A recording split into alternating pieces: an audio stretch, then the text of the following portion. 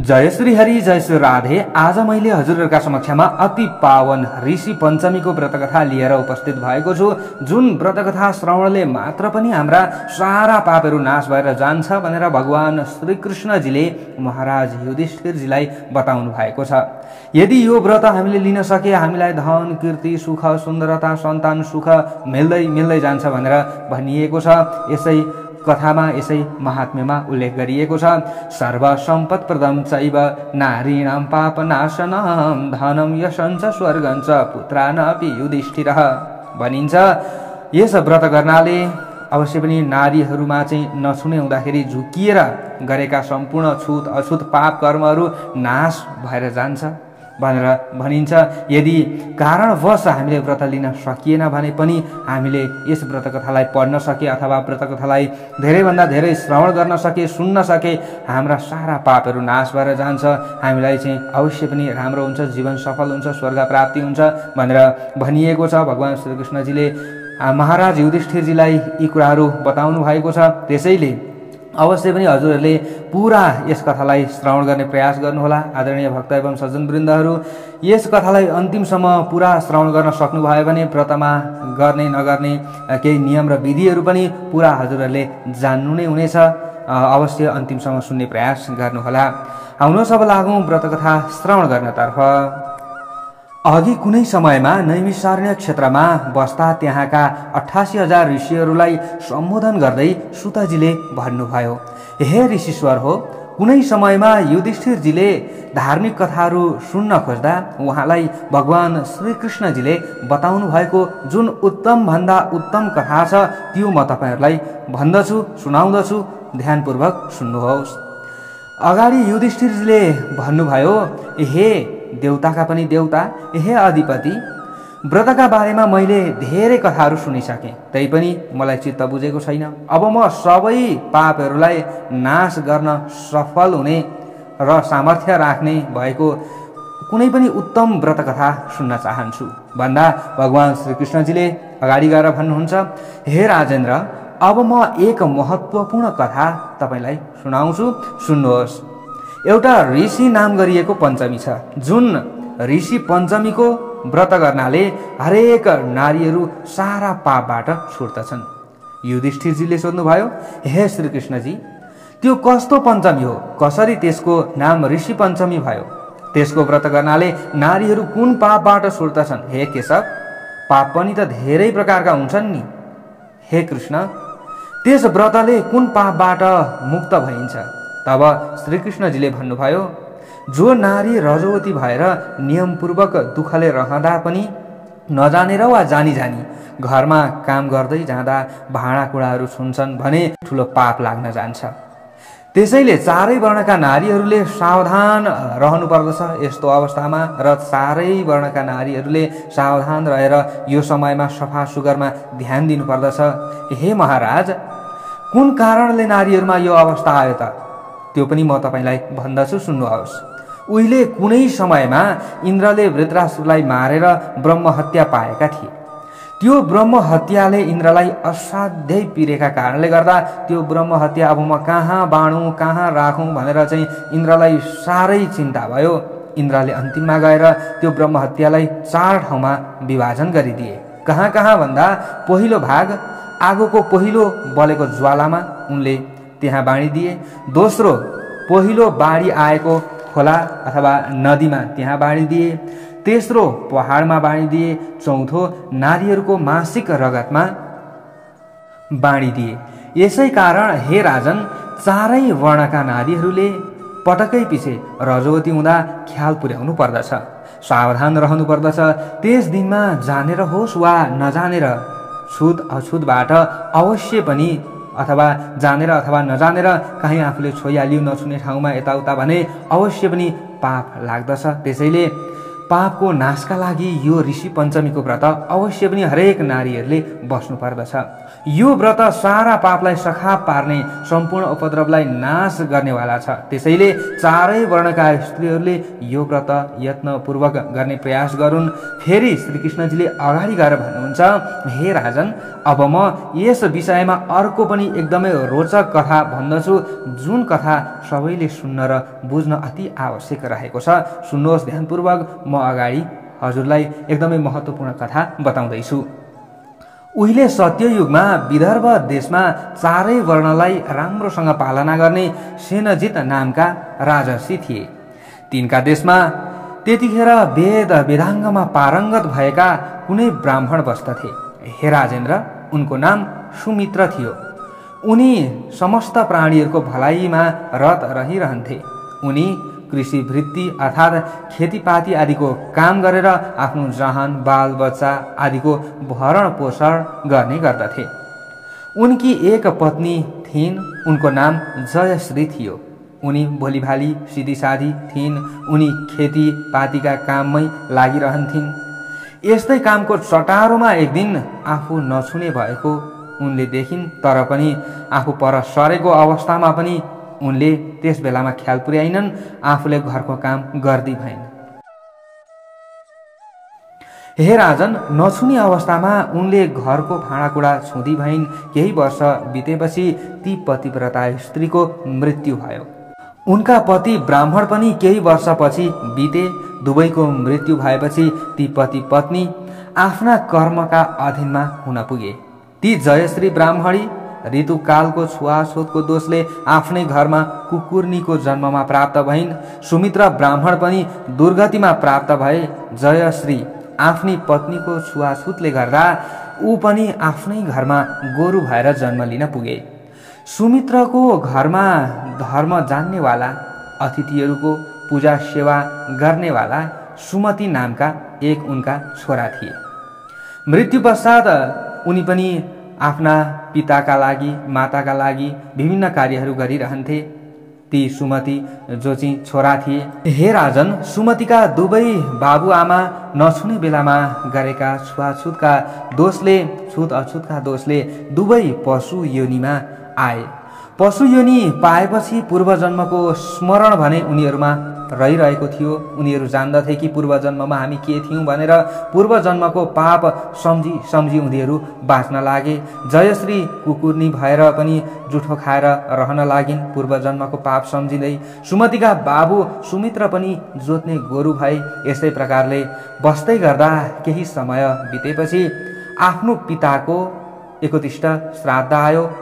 31 श्राद्ध आइसकेपछि बाबुको सेवामा रत रहने श्रद्धालु सुमतिले आफ्नी पत्नी चन्द्रावतीलाई भने, हे सुन्दरी, आज मेरा पिताको 31 श्राद्धको दिन हो। मैले ब्राह्मण भोजन गराउनु पर्दछ। त्यसकारण थरी थरीका खाने चिज आदि बनाऊ। पति सुमतिको आज्ञाले चन्द्रावतीले पनि भने अनुसार तरह तरहका खानेकुरा तयार गरिन्। चन्द्रावती कुनै काममा अल्मलिरहेकी थिइन्। त्यही बेलामा उनले बसाएको खिरको भाँडोमा कतैबाट सर्प आउँदै थियो। त्यो सर्पले दुध खान खोज्दाखेरि सर्पको विष त्यहाँ ओकलियो। त्यो ओकलिएको र त्यो सर्पले चाहिँ त्यो खिरमा मुख हालेको कुकुर्नीले देखिरहेकी थिए। अब कुकुर्नीलाई लाग्यो कि यो भाँडामा रहेको यो अब खिर ती विद्वान ब्राह्मणले खाए भने त ती विद्वान ब्राह्मणको मृत्यु हुन्छ। उनले हतार हतार गएर त्यो भोजन भाँडाकुँडा सबै छोइन् ती कुकुर्नीले।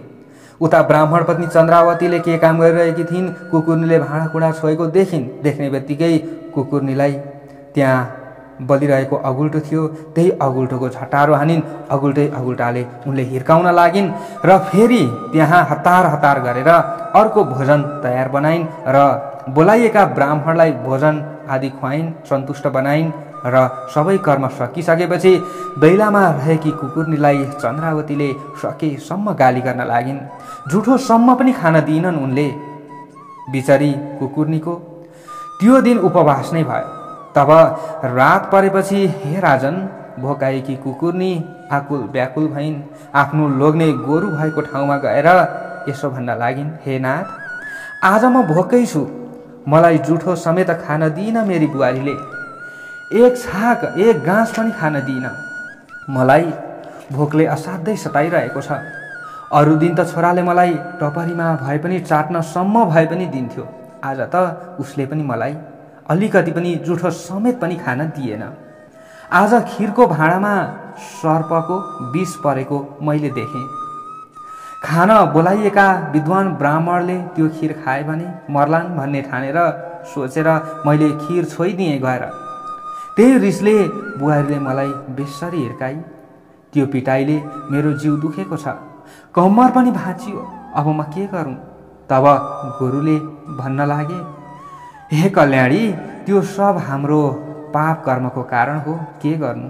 म पनि अशक्त छु, भारी बोक्छु। आज मैले दिनभर छोराको खेतमा जोतिनु पर्यो। मलाई छोराले मुख बाँधेर पिट्यो। दुवै पति पत्नीले पाप कर्मले बुबा आमालाई धेरै पीडा दिइरहेका छन्। त्यसकारण यिनीहरूले श्राद्ध गरेको पनि बेकार छ। आज मलाई कष्ट भइरहेको छ। फेरि श्रीकृष्णजीले अगाडि गएर युधिष्ठिरजीलाई भन्दै हुनुहुन्छ, हे राजन, यस्ता प्रकारले त्यस बेलामा परस्परमा कुरा गर्ने ती दुई आमा बुबाले जो कुरा भनिरहेका थिए, कुकुरनी र गोरुले, त्यो सबै छोराले सुने र थाहा पाए कि ओहो, यी त मेरा बुबा आमाको रहेछन् भनेर तुरुन्तै रात्रिमै भोजन तयार पारेर दुवैलाई उनले खान दिए। तब ती छोराले आफ्ना बुबा आमाको दुर्गतिलाई जानेर दुखी भई अब मैले कसरी उनीहरूको उद्धार गर्ने भनेर त्यतिखेर नै उनी वनतिर प्रस्थान गरे। कोही महात्मा भेटिन्छ कि कोही सन्त भेटिन्छ कि केही उपाय निक्लिन्छ कि भनेर उनी वनमा भड्किन लागे। यता कुदे उता कुदे, धेरैतिर कुद्दा कुद्दै उनी जाँदा जाँदै 7 जना ऋषिहरूलाई भेटे। अत्यन्त ज्ञानमा वृद्ध ऋषिहरू थिए। ऋषिहरूलाई भेट्ने बित्तिकै उनले साष्टाङ्ग प्रणाम गरे। आफ्ना बुबा आमाको कल्याणका लागि उनले सबै वृत्तान्तहरू सुनाइसकेर उपाय सोधे।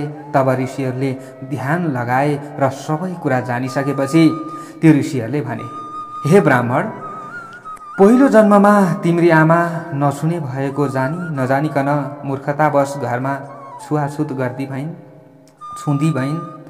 त्यही पापको फलले यो जन्ममा उनी कुकुर्नी भएकी छिन्, कुकुर्नीको जन्म पाएकी छिन्। तिम्रा बुबा चाहिँ रजस्वलालाई छोएका कारणले गर्दा उनी पनि दोषको भागी भएका छन्। त्यसैले ऊ पनि गोरु भए। अब केही पुण्यका कारणले गर्दा अवश्य पनि आफ्नै घरमा यिनीहरू चाहिँ आए, यिनीहरूको जन्म भयो। त्यसैले आज पुण्यका प्रभावले अवश्य पनि हामीसँग भेट भएको छ। उपाय हामी बताउँछौँ, यो उपाय अवश्य पनि गर भनेर ऋषिहरूले भन्दा भए। यो दुवैको मुक्तिका लागि हे ब्राह्मण, तिमीले ऋषि पञ्चमीको व्रत गर। त्यस दिन हे श्रेष्ठ ब्राह्मण, पत्नीका साथै मेहनतका साथमा ऋषिहरूको पूजा गर। हे उत्तम ब्राह्मण, ऋषि पञ्चमीमा 7 वर्ष व्रत गर्नु, कन्जुस्याइ नगरिकन उद्यापन पनि गर्नु। उद्यापन नगरेको कर्मले हामीलाई कुनै पनि व्रतले फल दिँदैन। त्यसैले उद्यापन पनि अवश्य गर्नु, कन्जुस्याइ नगरिकन। त्यस दिन 1 सुइरे सागको मात्र भोजन गर्नु अथवा सामाको चामलको भोजन गर्नु। आफै उम्रेको जङ्गली धानको चामलको भोजन गर्नु।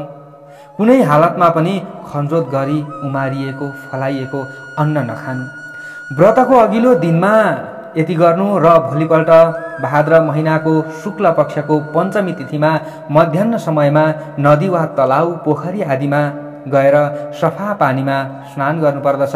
त्योभन्दा अगाडि अपमार्गको डाँठले दत्युन गर्नुपर्दछ। यसो गर्दा बल, कीर्ति, आयु, तेज, धन, सन्तान आदि प्राप्त हुनेछ। बुद्धिको विकास हुनेछ।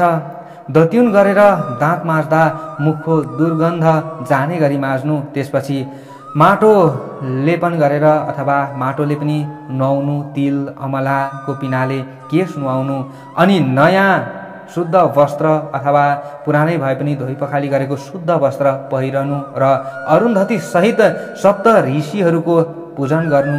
विधि विधान सहित यी कर्म गर्दा नछुने हुँदा गरेका छुवाछुतको दोष सबै नाश भएर जान्छ।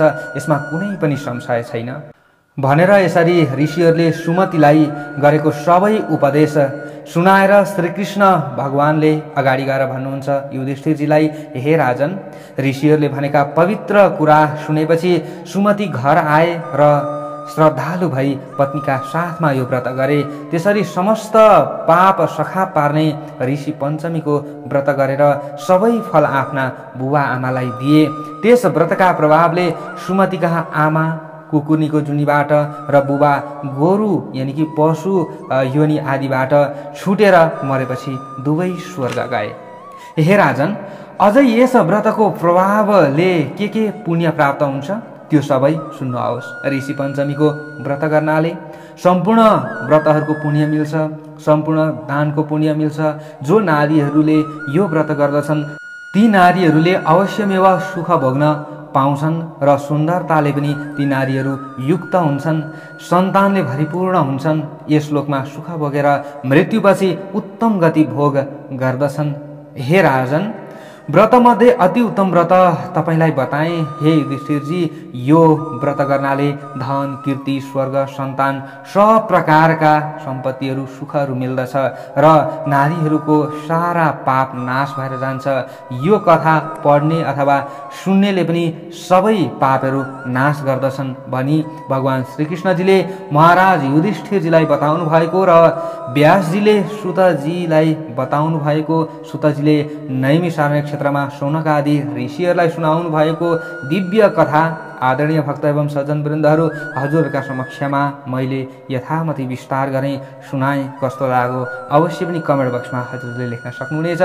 जय श्रीकृष्ण भगवानको, जय अरुन्धती सहित कश्यप आदि सप्त ऋषिहरूको जय जयकार हजुरहरूले लाउन सक्नुहुनेछ भन्दै म टिका पौडेल हजुरहरू समक्षबाट बिदा हुन चाहन्छु। जय श्री राधे।